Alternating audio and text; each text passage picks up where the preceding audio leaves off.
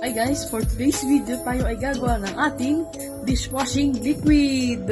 So mayroon tayo nabili sa Shopee na parang dishwashing kit na around 250 pesos. And ayan sila sa baba. Meron siyang surfactant, bubble booster, at meron siyang thickener, premix premium antibac, at foaming agent. So, ang unang natin gagawin, meron tayong ditong 14 liters of water. Kasama. The first step ay maglagay ng surfactant.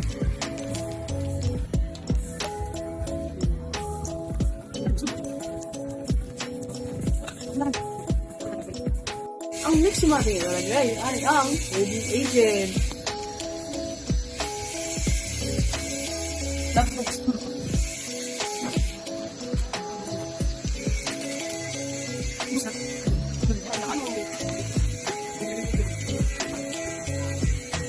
next naman ang ating nalagay ang fortified bubble booster. Ibabad lamang ng 20 minutes at pagkatapos ay haluin ng mabuti siguraduhin tunaw lahat ng ingredients.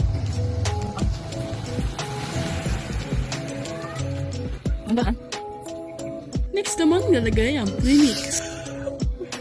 Ang mga nalaman ng premix ay Sen, foam booster, pigment powder, fortified degreaser, and degreasing agent.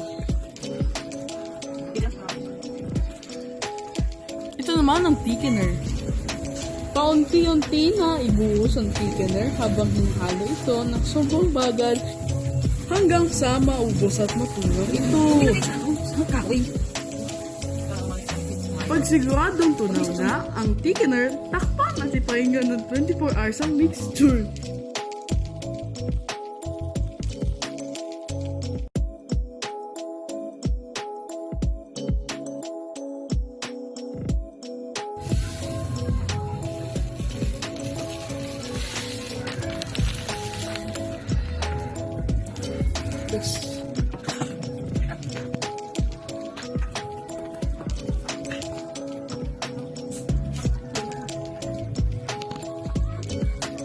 At ayan, sama-sama na ang mga Team TK Save sa ating paghahalo ng dishwashing soap.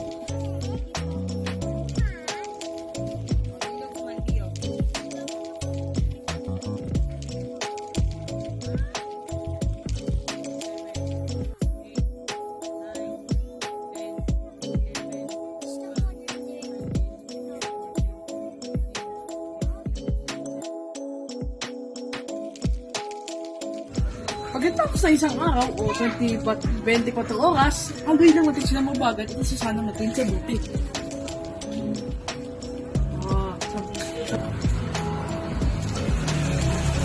Malakas po ako.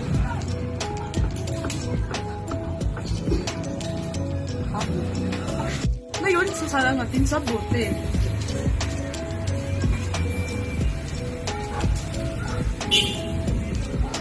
Ito matasasana ko. Ayan, tapos na tayo gumawa ng ating sariling dishwashing liquid.